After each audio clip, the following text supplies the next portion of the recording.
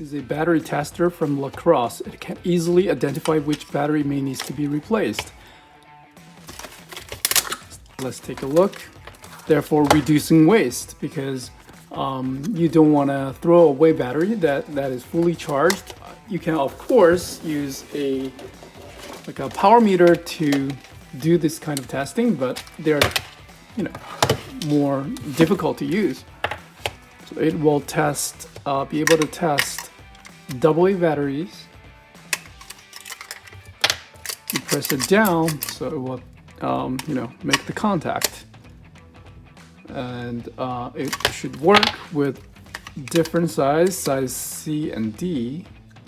Like this one should be replaced, or I can identify this one to be recycled. That goes into my bag.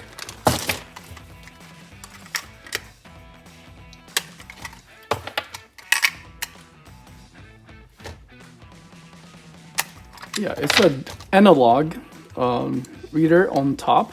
It cannot read the exact voltage. It's not designed for that. But otherwise, I think this is an extremely handy gadget to have. Oh wow, I forgot to mention, it even tests the 9 volts as well. Look at that. Should be replaced.